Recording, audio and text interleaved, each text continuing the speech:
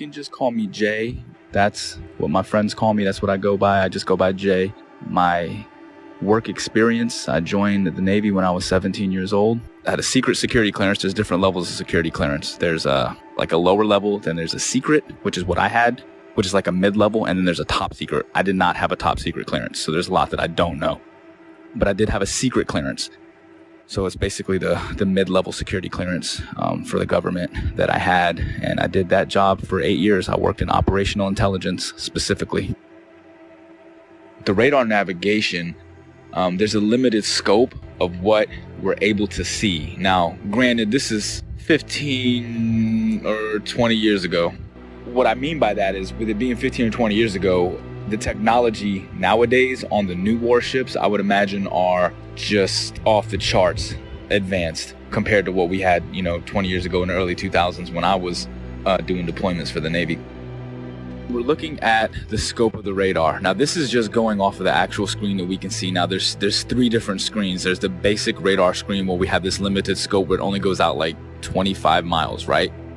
Then there's this other bigger screen, and I forgot the name of it, but it goes onto this huge projection in the Combat Information Center.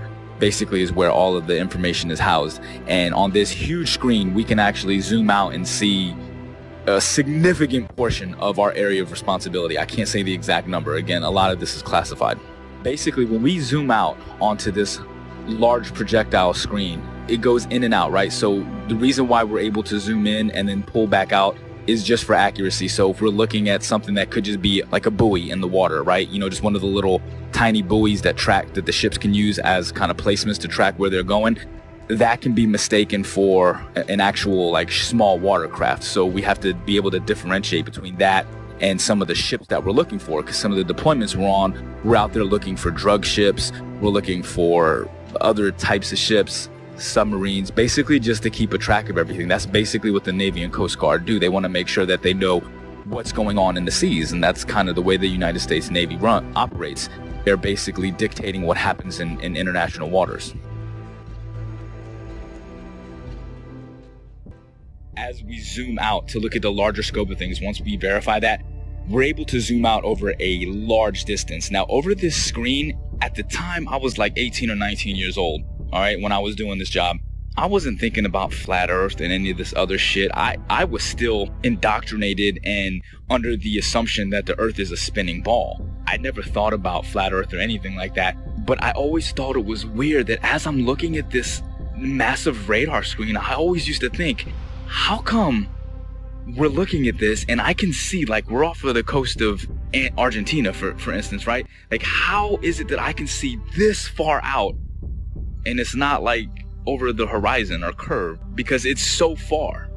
Like I said, we use a lot of these other link signals, and they're called links. They go by different names. I can't say the code names. Some of them I forgot. Some of them are, again, this is classified information. I can't give any specifics on these. But some of the links that we use, not only do we speak to the actual ships and track them, but we speak to aircraft. 10,000, 20,000, 30 and higher, 30,000 feet and higher is what I'm saying. It's not just a matter that they're 30,000 feet directly. It's not like they're directly above the ship. This is what's interesting, is this aircraft could be 50, 60 miles away and 30,000 feet in the air. So you understand like the angle that you have to take to be able to track this aircraft from a ship that's moving on the water? Think about that for a second. Let's just say we're like 30 miles away. These missiles can shoot much further than that. I can't give you the exact number, but say we're 30 miles away, okay? 30 miles is far. So from our ship, we can track on our we have like a missile projectile. It's like a radar, but it's a little bit different. It's specifically designed to track the missiles. You actually input the coordinates, latitude and longitude of where you want the missile to strike.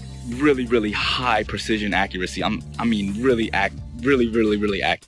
We hit that launch and the missile, and it will hit that target 30 miles away, even longer than that. Now, here's the thing. Again, that's not possible on a curved Earth. These missiles are huge, 50 caliber that are carrying massive amounts of explosives in them, okay? Each one of these missiles are probably worth hundreds of thousands of dollars. So whenever you're lining up these missiles to shoot at targets that are 30 plus miles away, if the Earth is spinning. Again, now think about this. We're not sitting like on land holding a gun, all right? So picture this. We're on a ship, like actually in the middle of the water, okay? And the missile is shooting off of the bow of the ship.